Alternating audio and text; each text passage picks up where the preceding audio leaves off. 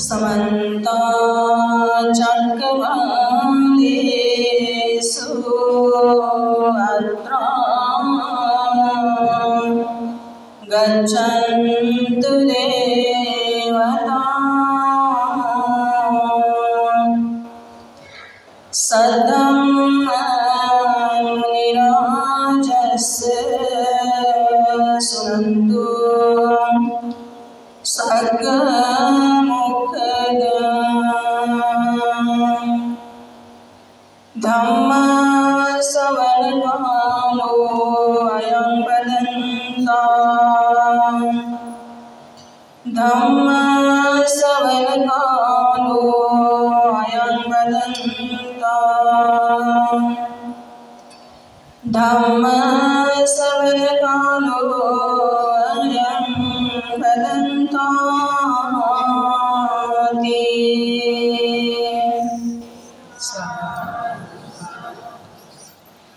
संपूर्ण विश्वाला सुख शांतीचा संदेश देणारे महाकारुणिक सम्यक संबुद्धांना प्रियवार अभिवादन करते।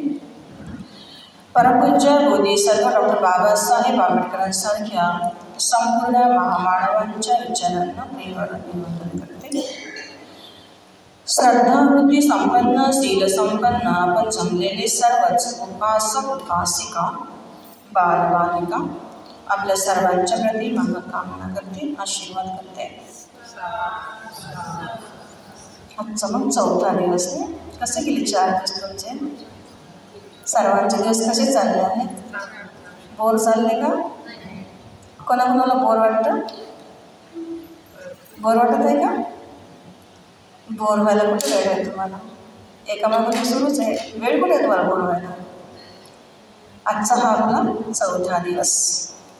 आज पण सुद्धा आपण एका सुंदर विषयावर धर्मचर्चा करूया। आजचा विषय आहे मनुष्याच्या जीवनाचे 4 स्थित्यंतर। तत्पूर्वी एक थोडंसं उदाहरण सांगते। एकदा काय झालं, एक मजूर म्हणजे एक व्यक्ती, म्हणजे कामधंदा करणारी व्यक्ती, एक साधारण जगणारा माणूस की जो नेहमी दुसऱ्याचं कामकाज करत होता शेतीमध्ये, शेतकऱ्याच्या शेतामध्ये। एक दिवस असा आला की हा जो मजूर माणूस होता, अनपढ होता, शिकलेला नव्हता, पण प्रामाणिक होता आणि जीवनाच्या अनुभवाला समजणारा होता। शिक्षण नव्हतं, परंतु जीवनाच्या अनुभवाशी जाणकार होता। म्हणजे माणूस पण त्याच्यामध्ये, जरी तो मजूर होता पण त्याच्यामध्ये काय होते, माणूस पण होता। म्हणजे कोणीही बोललं छानपैकी प्रेमानं बोलायचं, सगळ्यांमध्ये मिळून मिसळून राहायचं। फक्त गरीब होता, रोजचं काम करणे आणि आपल्या परिवाराचं पालनपोषण करणे।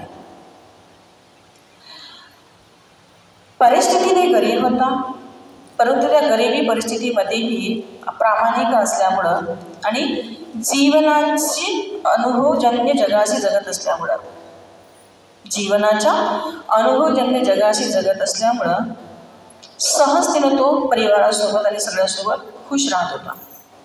किती मोठी गोष्ट आहे, नाही वाटत नाही तुम्हाला? जीवनामध्ये सगळ्यात मोठी गोष्ट कोणती आहे? खुश राहणं। खुश राहणे प्रत्येकाला जमतं का? कोणाकोणाला जमतं? हात वर करा। आता थोडंसं जमतं ना, नाही का?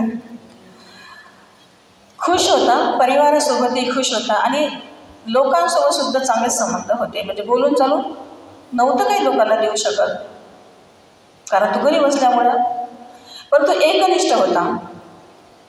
एकनिष्ठ असल्यामुळं म्हणजे कुठल्या जीवनामध्ये पश्चाताप नाही, सगळ्यांशी प्रेमाने बोलणं चालणं सगळं होतं। परिवार व्यवस्थित नीट सांभाळत होता, रोजचं कामधंदा करणे, परिवाराचं पालनपोषण करणे आणि जमेल तितकं लोकांसोबत सगळ्यांसोबत हसून बोलून जीवन जगणे, खुश राहणे। एकदा अशीच मजूर माणसाची जी गाठ आहे का शिक्षित माणसाची पडली, नाही का? की ज्या माणसाने, ज्या शिक्षित माणसाने आपल्या आयुष्यामध्ये, म्हणजे लहानपणापासून ते अख्ख्या अर्ध्या आयुष्यामध्ये अनंत खूप असे सर्टिफिकेट घेतलेले होते, एज्युकेटेड, वेल एज्युकेटेड, तुम्हाला नाही म्हणत, मी जनरल बोलते की तुम्ही मनाला लावून घेऊ नका. जे मी उदाहरणं देते आहे ना, म्हणजे तुमच्यासाठी नाही देते, जस्ट जनरल, की फक्त थोडंसं बोध घेता यावं म्हणून, नाही का. म्हणून तुम्ही आहे ना मनाला नका लावून. मनाला लागलं तर मग कसं तुम्हाला दुःख होईल, बोर वाटेल वर्ग, नाही असं काही तुम्ही करू नका. तू फक्त ऐका आणि थोडंसं चिंतन करा.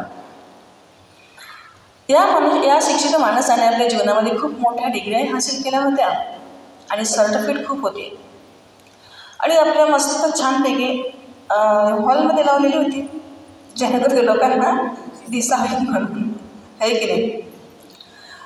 तर याच्यासोबत शिकणं वाईट गोष्ट नाही, शिक्षण घेणं हे अतिशय चांगली गोष्ट आहे. पण शिक्षणासोबत माणसाला ते इगो जर उत्पन्न झाला तर वेगळं होतं. नेमकं या माणसाचं असंच झालं.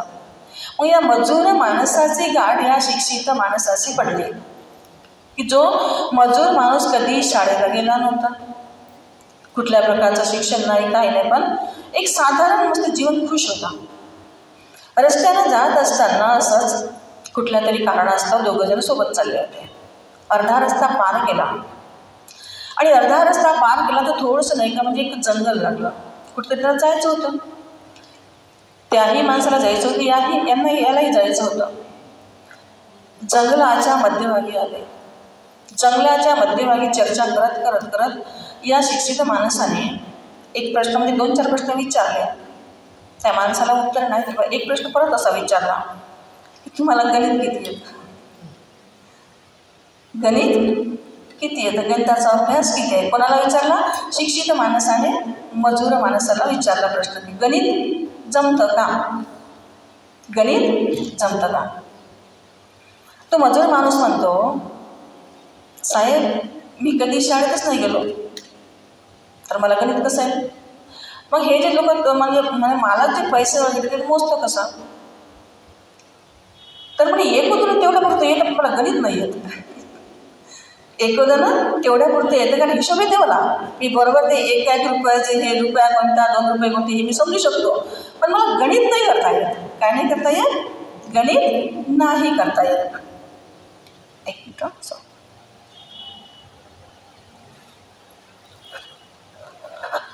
मग तो शिक्षित माणूस काय म्हणते, भल्या माणसा जीवनात काहीच नाही केलं, गणित जर करता येतं काही फायदा आहे का.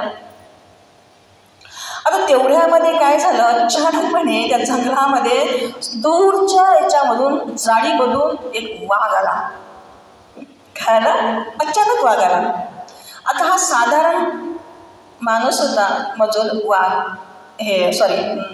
मजूर माणूस.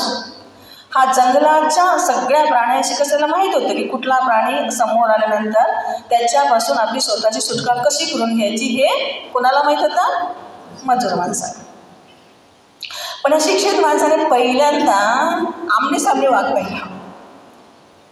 पिंजऱ्यातले वाघ भरपूर पाहिले होते, पिंजऱ्यातले वाघ भरपूर पाहिले होते, परंतु खुला वाघ पहिल्यांदा पाहिला. आणि अशा ठिकाणी ज्या ठिकाणी घनदाट जंगल होतं. आणि सगळ्यात महत्त्वाचं म्हणजे वजन जास्त असल्यामुळे पडता येत नव्हतं. हा मजूर माणूस थोडासा वजनाने हलका होता आणि प्राण्यांशी अवगत असल्यामुळं, म्हणजे कुठल्या प्राण्यापासून आपण कसं स्वतःचा बचाव करू शकतो हे माहीत असल्यामुळं तो वाघ दिसल्याबरोबर बिलकुल सावध झाला. कोण? मजूर माणूस. वाघ दिसल्याबरोबर हा शिक्षित माणूस खूप घाबरला, खूप घाबरला. तो मजूर माणूस शांतपणे म्हणतो, सर म्हणते समोर आता वाघ येत आहे, समोर वाघ येत आहे आणि वाघापासून कसं स्वतःचं संरक्षण करायचं आहे हे मला माहीत आहे माझं. पण आता तुमच्या गणिताचं काय? नाही काय, आता तुमच्या गणिताचं काय? मला गणित येतच नाही, पण जीवनाचं गणित मात्र मला चांगल्या प्रकारे सोडवता येतं. की ज्या ठिकाणी जीवनामध्ये प्रश्न उत्पन्न झाले, कठीण प्रसंग आला, की त्यामधून स्वतःला कसं वाचवायचं हे मला चांगल्या प्रकारे जमतं. मग तो इतका घाबरला, म्हणतो मला काहीतरी मदत कर. कोण म्हणते? शिक्षित माणूस. मग सर तुम्हाला गणित भरपूर येतात, आता तुम्ही गणिताचं स्मरण करा आणि वाघाची तुम्ही शिकार व्हा. तो मजूर माणूस पळाला आणि झाडावर चढला हा विचाराशी तळपट राहिला की वाघ यायच्या आधीच हार्ट अटॅक मेला, नाही का? वाघ जवळ यायच्या आधीच हार्ट अटॅक मेला. म्हणजे वाघानं नाही खाल्लं त्याला, डायरेक्ट तो माणूस पडून गेला, त्यानं सुद्धा तो जीव वाचवला. हा संकटात सापडला, याला माहिती नव्हतं काही आणि तो मरून गेला, अटॅक केला. म्हणून म्हटलं जातं शेर सुनने मजा आ जाता है ना. शेर सुनने मजा आ जाता है, शेर सुनाने भी मजा आ जाता है. शेर सुनने में मजा आ जाता है, शेर सुनाने भी मजा आ जाता है, लेकिन जब शेर सामने आ जाता है तो भागने में मजा आ जाता है, नाही का? वाटत नाही का? म्हणून भगवान बुद्धाचा हा धम्म जो मनुष्याला आहे, हा मनुष्याला दोन्ही प्रकारच्या व्यवहाराने जोडतो. एक व्यावहारिक जीवन, एक आध्यात्मिक जीवन, एक शिक्षित जीवन आणि एक अनुभवजन्य जीवन.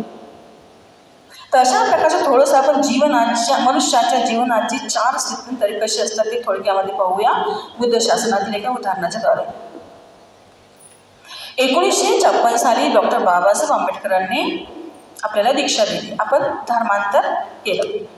बाबासाहेबांनी म्हटल्याबरोबर बाबासाहेबांच्या प्रति समर्पित राहून विश्वास केला आणि तेव्हापासून आपण बौद्ध झालो. कुठेतरी आपण धर्माच्या वलयामध्ये आहोत. आपलं झालेलं जे धर्मांतर आहे, ह्या धर्मांतरानंतर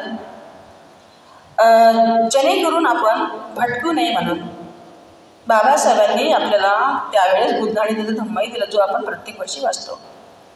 त्याच्यामध्ये अनेक अशी रेफरन्स आहेत, सुंदर अशी रेफरन्स आहे, संदर्भ आहे, जी उदाहरणं आहेत. ते बाहेरच्या धर्माचे नाही आहे, ते केवळ आणि त्रिपिटकामधलेच उदाहरण आहेत.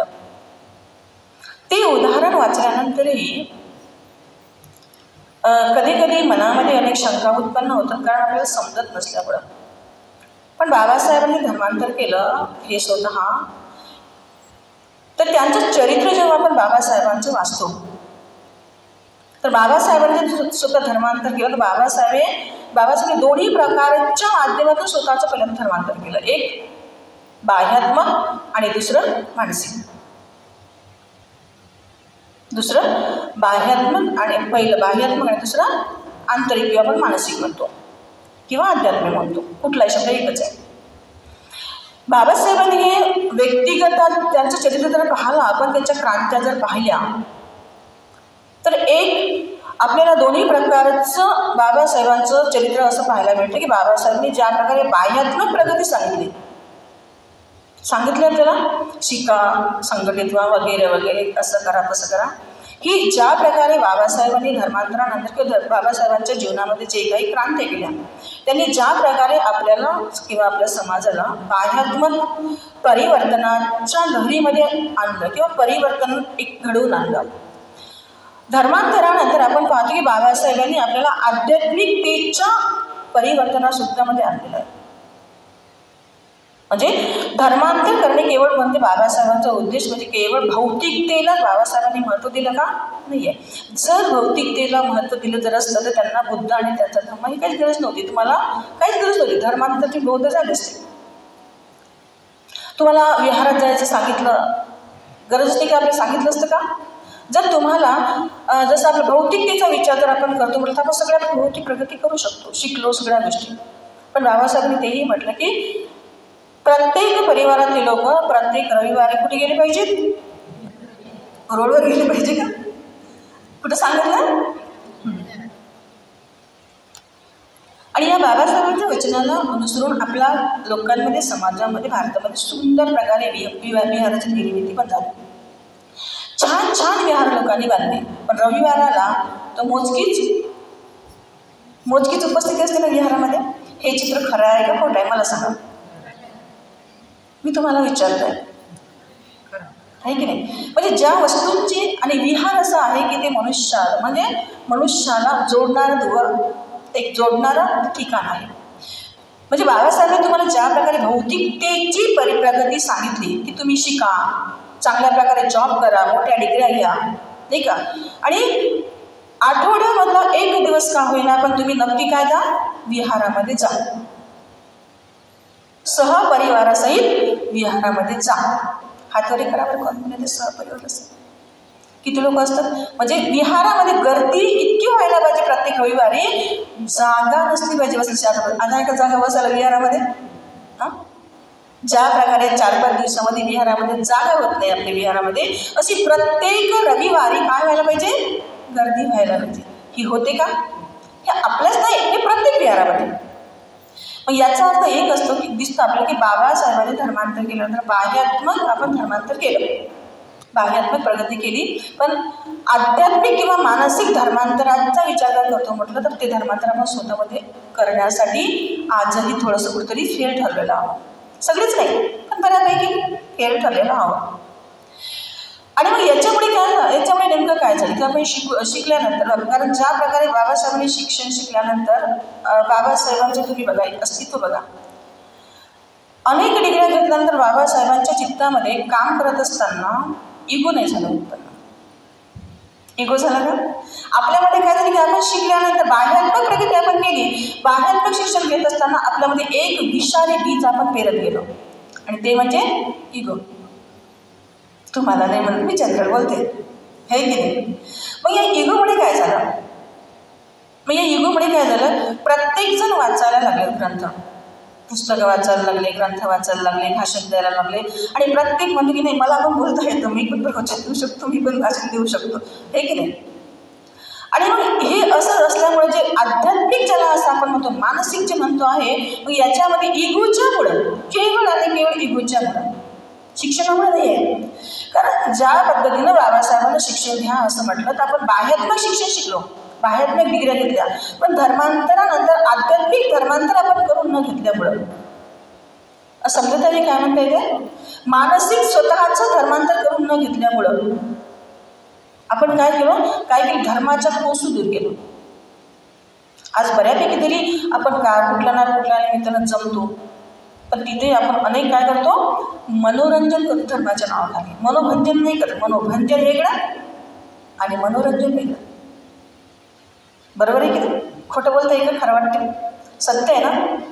मग कुठल्या ना कुठल्या निमित्ताने धर्माच्या नावाखाली एकत्र येतो, तिथं आपण मनोरंजनाचं जास्तीत जास्त महत्त्व देतो. आणि मनोरंजनाचं मनोभंजन आपण तिथे करतो. मनोभंजन म्हणजे मनाला काहीतरी एक वेगळं आपल्याला ज्ञान मिळालं पाहिजे ना आध्यात्मिक जीवनासाठी, चांगल्या प्रकारे मानसिकतेचं परिवर्तन होईल असं आपण तिथं नाही करत. ऑलरेडी मनोरंजन करण्यासाठी साधनं किंवा वेळ भरपूर असतो आपल्याकडे. ऑलरेडी सगळ्यांकडे अँड्रॉइड आहेच, सगळ्यांकडे टी व्ही आहेच. मनोरंजन करण्यासाठी आपल्याला धर्माचं अस्तित्व बाबासाहेबांनी नाही दिले, किंवा धर्म नाही दिला, की जेणेकरून धर्म यासाठी दिला, धर्मांतर यासाठी बाबासाहेबांनी केले की प्रगती तुमची मानसिक सुद्धा तेवढीच व्हायला पाहिजे आणि बाह्यात्मक सुद्धा तेवढीच प्रगती व्हायला पाहिजे. आपण धर्मांतरानंतर बाह्यात्मक प्रगती भरपूर करू शकतो, पण मानसिक प्रगती न केल्यामुळं आजही आपल्या इंजिनियरची, डॉक्टरची, अनेक अशी लोकं आहेत, शिक्षित लोकांची, जे माता पिता वृद्धाश्रमामध्ये राहत आहेत. जर यांनी मानसिकतेचं धर्मांतर स्वतःमध्ये करून घेतलं असतं तर बुद्धास त्यांना एक वचन चांगल्या प्रकारे कळलं असतं. कोणतं? माता पितू उपस्थान, आईवडिलांची सेवा करणे, आईवडिलांचं उपस्थान करणे, हे त्या शिकलेल्या मुलांना किंवा व्यक्तीला चांगल्या प्रकारे कळलं असतं. पण हे न कळल्यामुळं शिकल्यानंतर सुद्धा त्या व्यक्तीला स्वतःच्या माता पित्याला तिथं नेऊन ठेवावं लागेल, की त्याला स्वतः जावं लागेल. हे कशामुळे झालं? तर धर्मांतराच्या नंतर बाह्यात्मक प्रगती केली, बाह्यात्मक प्रगती केली, परंतु मानसिकतेच्या मात्र दूर गेल्यामुळे, इगो जास्त उत्पन्न झाल्यामुळं स्वतःच्या माता पित्याला वृद्धाश्रमात सोडून देण्याची वेळ आली. म्हणजे आपण फक्त एका टोकाची भूमिका घेतली, आणि हे बाबासाहेबांना बिलकुल अभिप्रेत नव्हती. ही अभिप्रेत नव्हती कशावरून आपण बाबासाहेब स्वतःचं उदाहरण पाहू शकतो. बाबासाहेबांच्या जीवनातील अनेक प्रसंग जे आहे तुम्हाला केवळ बाह्यात्मक प्रगतीचेच नाही तर त्यांच्या मानसिक प्रगतीचे आपण पाहू शकतो. जेव्हा बाबासाहेब अभ्यास करायचे, तुम्हाला ते बघा, बाबासाहेबांना एक सुंदर प्रकारे मूर्ती आवडली होती. कुठली? ते अजूनही पुण्यामध्ये रंगूनवरून आणलेली. हां, सिंबोश नाही, पुण्यामध्ये आहे, तिथं पण आहे. हां, म्हणजे बाबासाहेबाला बुद्धाची मूर्ती स्वतः आवडलेली होती, हे की नाही. म्हणजे बुद्धाच्या प्रती आणि बुद्धाची मूर्ती आवडणे म्हणजे बाबासाहेबांना यावरून आपलं लक्षात येतं की बुद्धाच्या प्रती बाबासाहेब किती एकनिष्ठ होते. आज त्याच्यानंतर काय झालं नेमकं, बाबासाहेबांच्या नंतर धर्मांतराच्या नंतर अजून काही लोक काय म्हणतात, आपल्या धर्मामध्ये मूर्तीपूजा नाहीच, या असे प्रश्न उठवले गेले. आणि हे प्रश्न कोण उठवले गेले? काही शिकलेल्या लोकांनी, सगळ्यांनीच नाही, ज्यांना त्याचा बोध नाही. तर अशा अनेक चालीरीती, अनेक घटना, याच्यामध्ये अनेक नको त्या गोष्टी आपण इन्व्हॉल्व केल्यामुळं कधी कधी ज्यावेळी एकत्र यायला आपण पाहिजे ती एकता आपली कुठं ना कुठं सहजतेनं तुटत गेली. आणि आपल्यामध्ये काय झालं, मग एक प्रकारे विषमतेचं वातावरण निर्माण होत गेलं. आणि म्हणून थोडंसं आपण हे जीवनाची स्थित्यंतरे कशा, कारण बाबासाहेबांनी दिलेलं हे उदाहरण आहे बुद्ध आणि त्यांच्या धर्मामध्ये, आणि तुम्ही ते चांगल्या प्रकारे वाचलेलं आहे. रठ्ठपालाचं धर्मांतर वाचले ना, भिक्षू रठ्ठपालाचं धर्मांतर, याच्यामध्ये 4 स्थित्यंतरे सांगितलेले आहेत. ते 4 स्थित्यंतरे आता जे बाबासाहेबांनी त्याच्यामध्ये उदाहरण जर दिलं असेल बुद्ध आणि त्यांच्या धर्मामध्ये, कारण बाबासाहेबांनी शोधून थोडं म्हणजे आपल्याला समजावं असे जे उदाहरण दिली, प्रत्येक उदाहरण अयोग्य आहे. बुद्ध आणि त्यांच्या धर्मामधलं असं एकही उदाहरण असं नाही की ते अनवॉन्टेड आहे. प्रत्येक उदाहरण आपल्या जीवनाच्या संदर्भामध्ये बाह्यात्मक आणि मानसिक पातळीवर अतिशय प्रेरणादायी उदाहरण आहेत.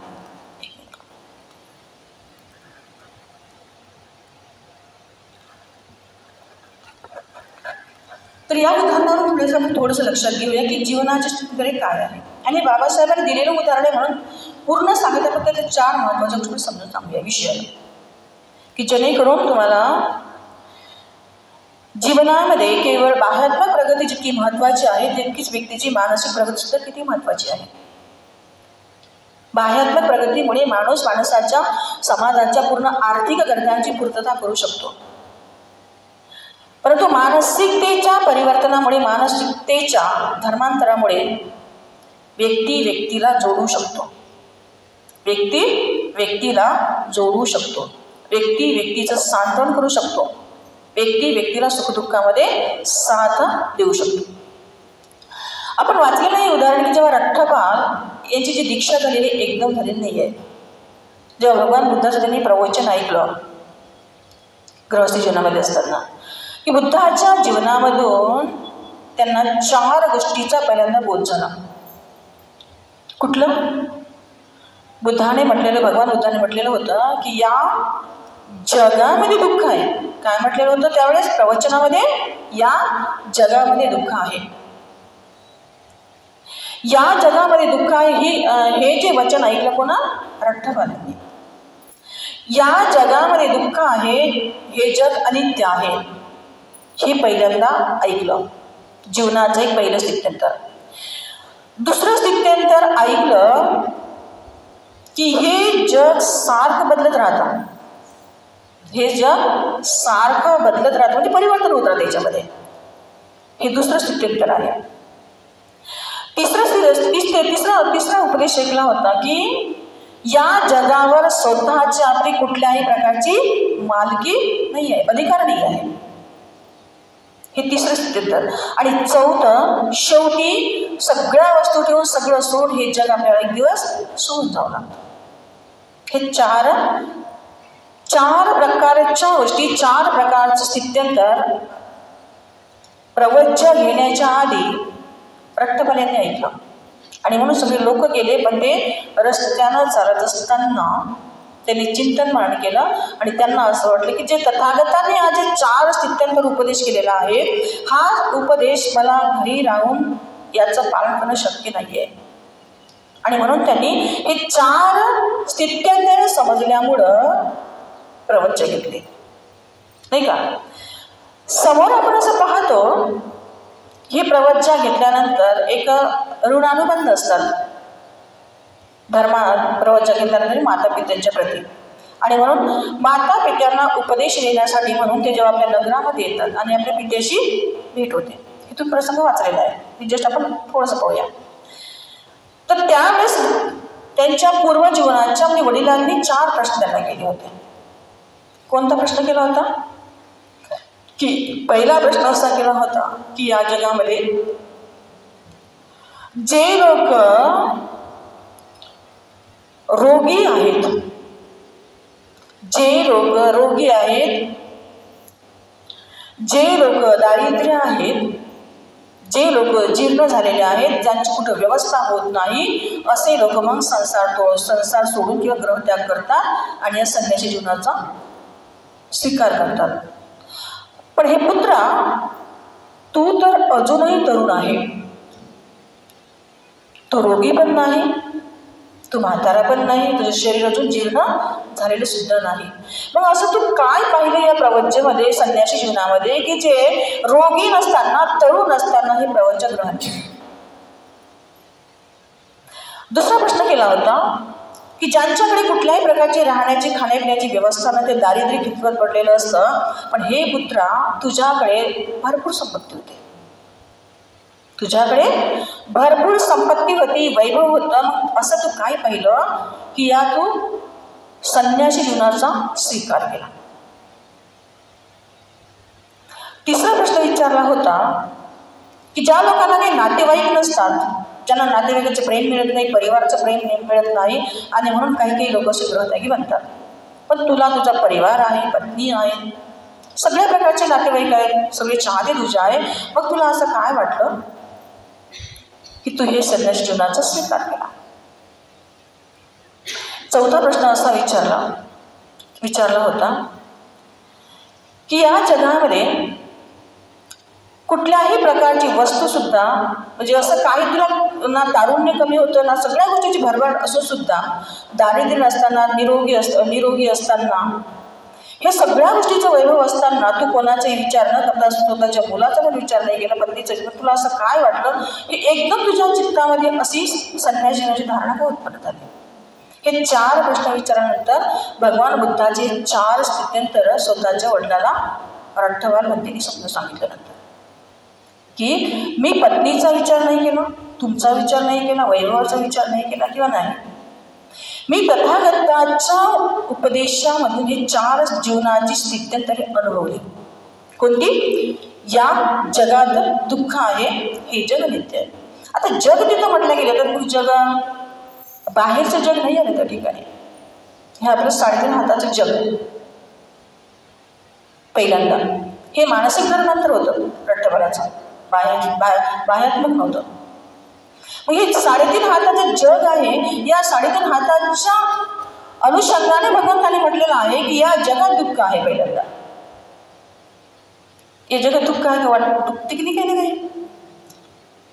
आधी तरी 60-70 वर्षाचं आयुष्य सुखपूर्वक जगणारे लोक होते, आता 30 वर्षाचं आयुष्य संपलं, समजून घ्या की तुमचं अर्ध आयुष्य झालं. 30 आणि 30 60ची गॅरंटी राहिली नाही का? 60ची गॅरंटी नाही, 40ची गॅरंटीच राहिली नाही का? आयुष्याची गॅरंटी नाही. म्हणून स्वतःच्या पित्याला उपदेश करत असताना भंत रट्टपाल म्हणतात, महाराज, भगवंतांनी जे म्हटलेलं की जगात दुःख आहे, हे जग अनित्य आहे, म्हणून माझ्या या 3.5 हाताच्या स्थित्यंतराला बघून कायेला जाणून की शरीर कशा प्रकारे एक दिवस जीर्ण होणार आहे, 3.5 हाताचे कसं झिजणार आहे, दुःख कसं आहे, या सगळ्या गोष्टीला मानसिक शारीरिक गोष्टीला उमजून समजून मी हे निर्णय घेतलेला आहे. कुठला? प्रवचनाचा. कारण माझ्या जगात दुःख मी त्यावेळेस फील केलं आहे. आपण फील करतो का हे जगत असताना? एखादा रोग जर झाला ना, जर आजारी पडलं तर माणसानं अधिक अलर्ट व्हायला पाहिजे, धर्माच्या प्रती निर्भय व्हायला पाहिजे. आपल्या देशात होतच नाही. धर्मवान व्यक्ती धर्माचं पालन करत असताना आजारी पडल्यानंतरही घाबरत नाही. तुम्ही घाबरताय ना, आहे की नाही?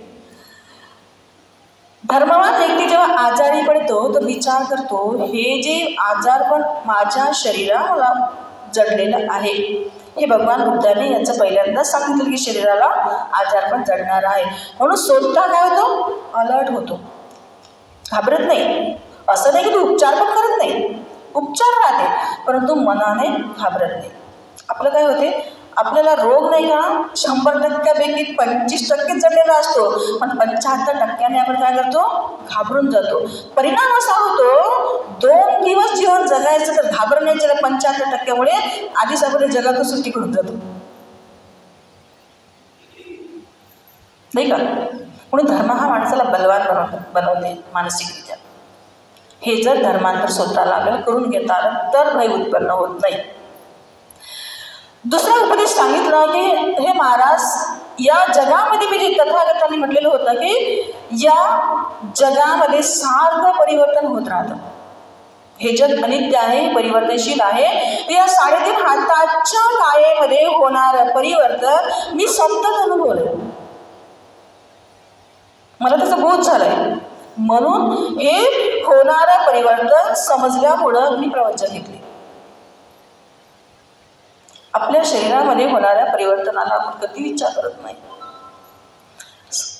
40-50 वर्षाचं झाल्यानंतरही वाटतं अधिक सुंदर दिसायला पाहिजे. वाटते की नाही? वाटते की नाही मला सांगा ना. महिलांना विचार, उपासिकांना विचार. उपासकांना त्यांचं काही टेन्शन नाही आपल्याला. उपासक खूपच समजदार आहे आपल्याला, नाही का? वाटते की नाही तुम्हाला? 50 वर्षाचं झाल्यानंतरही वाटते की नाही माझा चेहरा चांगला, सुंदर, तेजदार, छानपैकी टवटवीत दिसायला पाहिजे. किती उपाय शोधतो. चेहऱ्यावर थोडेसे काही आणखी डागडुगे झाले, बिलकुल आरशात चेहरा पाहिला की आपली मानसिकता बिलकुल बेचैन होते. काय न बसते, काय नाही, कुठली क्रीम वापरू आणि कुठली नाही, असला नसला बघा सगळं गमावून बसतो, नाही का. असं नाही, मी तुम्हाला म्हणत नाही करू नका, जस्ट सांगत आहे. स्थित्यंतर होणारं समजून घ्या. तर अशा प्रकारे म्हणते रट्टभर म्हणतात की हे मी स्थित्यंतर अनुभवलेलं आहे की ते भगवंताने म्हटलेलं आहे की या जगामधचं 3.5 हाताच्या जगामध्ये सारखं परिवर्तन होत राहतं. आणि म्हणून मी जाणलं आणि म्हणून मी दीक्षा घेतली, प्रवचन घेतली. तिसरा, या जगामध्ये कुठल्याही वस्तूवर, ना कुठल्या व्यक्तीवर, ना कुठल्या या अवयवावर माझी स्वतःची मालकी नाही, हे मी प्रत्यक्षरित्या अनुभवलं. आहे का तुमच्या हातावर मालकी? तुम्ही जर म्हटलं मग म्हातारा नाही झालं पाहिजे, तुम्ही थांबवू शकाल म्हातारपणाला? नाही. तुम्ही म्हटलं मला रोग नाही झाला पाहिजे, रोगाला थांबवू शकणार? किती दिवस थांबवू शकणार? मग म्हणून म्हटलं जातं की मी आणि माझं म्हणण्यासाठी या शरीरामध्ये काहीच नाही आहे. माझी स्वतःची मालकी होत नाही. माझा श्वास सुद्धा माझ्या मनानुसार चालत नाही, नाही का. माझा श्वास सुद्धा माझ्या आज्ञेनुसार चालत नाही. तर माझ्या शरीराची प्रत्येक इंद्रियाला ही मी काही काळापर्यंत सुरक्षित ठेवू शकतो, परंतु जेव्हा याची वेळ जर आली तर या कुठल्याही इंद्रियाला जीर्ण होण्यापासून किंवा या रोग होण्यापासून, मृत होण्यापासून मी याला थांबवू शकत नाही. म्हणून माझी या जगावर 3.5 हाताच्या जगावर माझी कुठलीच मालकी नाही. आणि शेवटी म्हटलेलं आहे की हे जग मला शेवटी सोडूनच जावं लागेल. कुठलं जग सोडून जावं लागेल? बाहेरचं जग तर ठीकच आहे, जाणारच, पण या शरीराला जेव्हा श्वास जेव्हा थांबेल, हे मला मान्य असलं तरी मला शरीर त्यागावं लागेल, आणि नाही मान्य असेल तरीही शरीर त्यागावं लागेल. हे 4 प्रकारचे जे उपदेश स्वतःच्या पित्याला सांगितले रट्टवार म्हणतील, ते म्हणतात. मग म्हणते की तू जे केलं ते योग्य केलं, म्हणजे बाह्यात्मक धर्मांतर, हे आध्यात्मिक धर्मांतर. बाबासाहेबांच्या धर्मांतरानंतर आपण बाह्यात्मक धर्मांतर केलं. हे आध्यात्मिक धर्मांतराचं आपण कुठेतरी स्थिती समजली नसल्यामुळं आजही आपण फक्त याच्यामध्ये तू मीच्या भानगडीमध्ये पडतो आणि नको त्या गोष्टी आपण उत्पन्न करतो. म्हणून म्हणणं होतं हे 4 गोष्टी जर समजल्या तर माणसामध्ये मी आणि माझं म्हणण्यासाठी ज्या ठिकाणी राहिलं नाही, तो एक साधा सरळ माणूस म्हणेल त्या मजुरासारखा, नाही का. म्हणून शिक्षणासोबत बाबासाहेब शिकल्यानंतर माणसामध्ये इगो उत्पन्न नाही झालं पाहिजे. कारण त्या माणसाची इतकी सर्टिफिकेट होती, पण शेवटी हार्ट अटॅकनेच मेला. वाघाला खाल्लं पण नाही, पण वाघ येत आहे हे पाहिल्याबरोबर त्याने हार्ट अटॅक घाबरला आणि मेला. म्हणून भगवान बुद्ध म्हणतात की तुम्हाला ज्या प्रकारे बाह्यात्मक व्यवहाराचं ज्ञान असतं, गरजेचं असतं ते व्यवहार चालवण्यासाठी, परिवार चालवण्यासाठी, असं नाही तुमचं शिक्षण सर्टिफिकेट सगळे महत्त्वाचे आहेत. कारण तुम्हाला अनेक प्रकारच्या जबाबदाऱ्या आहेत. तुम्हाला सर्टिफिकेटसुद्धा तितकीच महत्त्वाची आहे, तुमचं शिक्षणसुद्धा महत्त्वाचं आहे. पण ते शिक्षणासोबत सर्टिफिकेटसोबत अहंकार जर वाढला तर अहंकार हे तुमच्यामध्ये सगळ्या प्रकारची मानसिकता नेस्तनाबूत करते. तुम्ही दिसता तर माणूस, पण तुमच्यामधलं सगळं माणूस पण त्या अहंकारामुळे काय होतं, नष्ट होतं. आणि हे अहंकारामुळे ते माणूस पण नष्ट जेव्हा होतं तेव्हा आपलं हे शिक्षण एक प्रकारे कुचकामी ठरतं. आपल्या डिग्र्या कुचकामी ठरतात, आपले सगळे कुचकामी ठरतात. म्हणून बाबासाहेबांनी जे आपल्याला शिक्षण घ्या असं म्हटलं, शिक्षण घेत असताना बाबासाहेबांनी कधीच म्हटलं नाही की तुम्ही शिका, डिग्र्या घ्या आणि तुमच्यामध्ये अहंकार उत्पन्न करून तुम्ही अशा प्रकारचं वातावरण तयार करा. म्हणून शिकल्यानंतर आजही काही लोक खूप समजदार आहेत आपल्यामध्ये, असं नाही आहे.